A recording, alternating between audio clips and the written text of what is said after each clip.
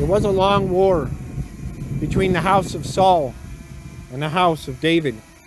And David grew stronger and stronger, while the house of Saul became weaker and weaker. And sons were born to David at Hebron.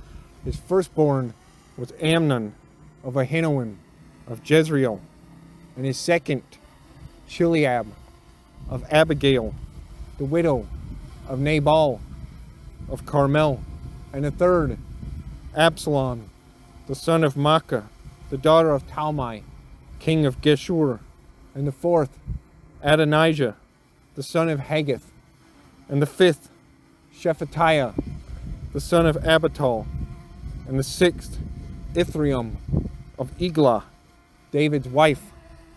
These were born to David in Hebron, while there was war between the house of Saul and the house.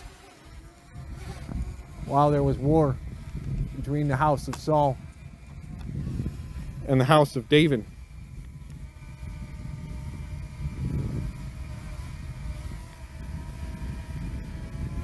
Abner was making himself strong in the house of Saul. Now Saul had a concubine whose name was Rizpah, the daughter of Aiah.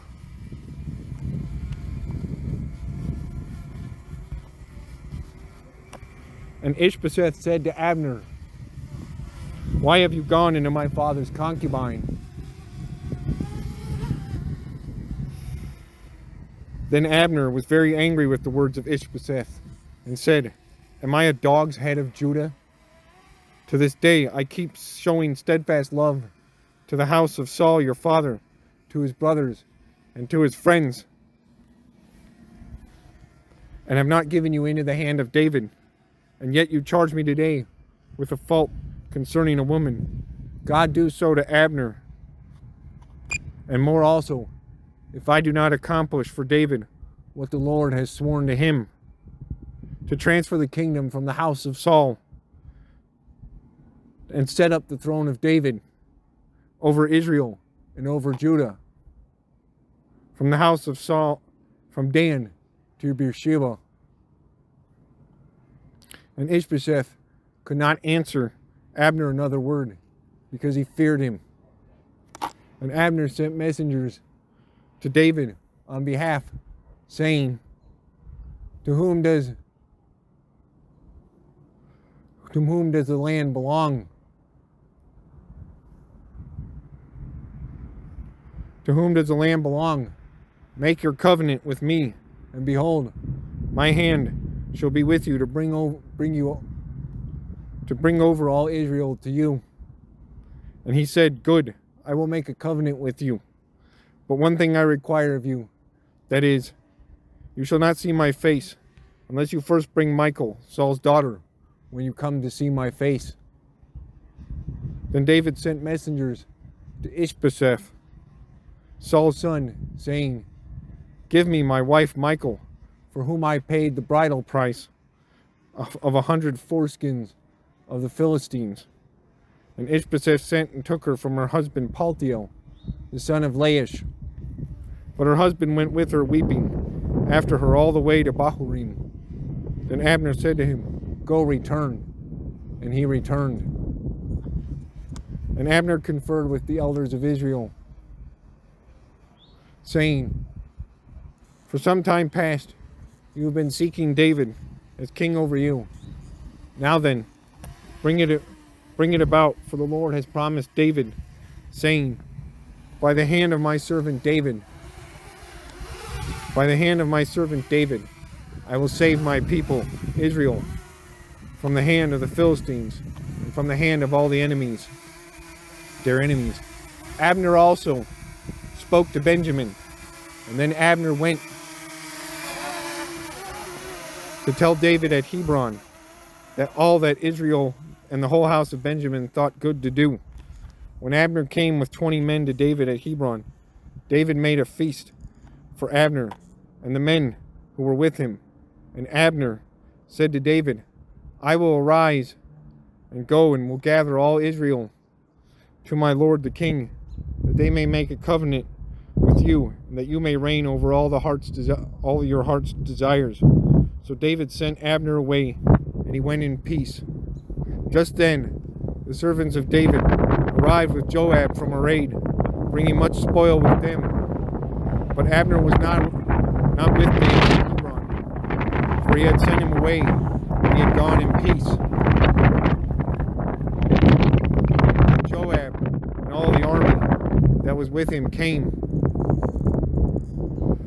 It was told Joab, Abner the son of Ner came to the king and said, "What have you done? Behold, Abner came to you.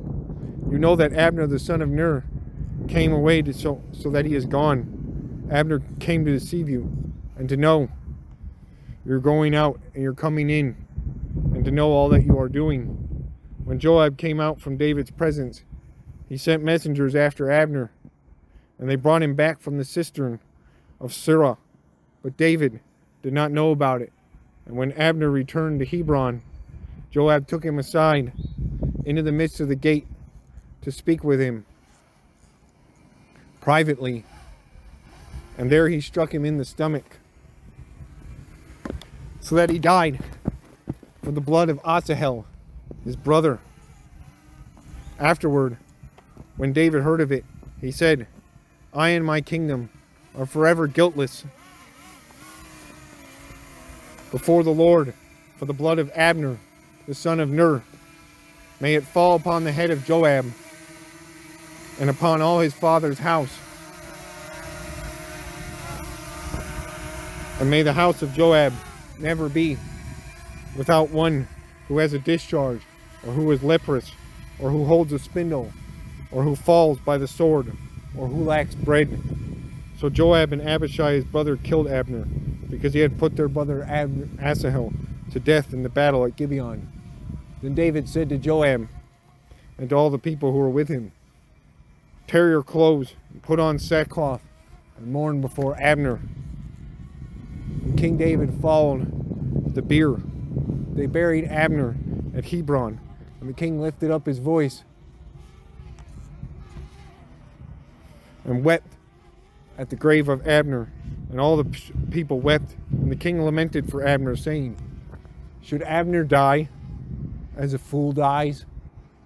Your hands were not bound, your feet were not fettered. As one falls before the wicked, you have fallen." All the people wept again over him. Then all the people came to persuade David to eat bread while it was yet day. But David swore, saying, "God do so to me, and more also. God do so to me, and more also, if I taste bread or anything else till the sun goes down." And all the people took notice of it, and it pleased them, as everything that the king did pleased all the people.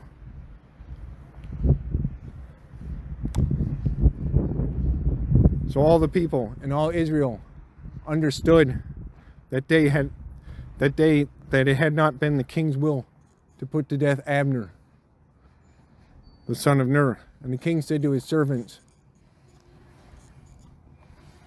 "Do you not know that a prince and a great man has fallen this day?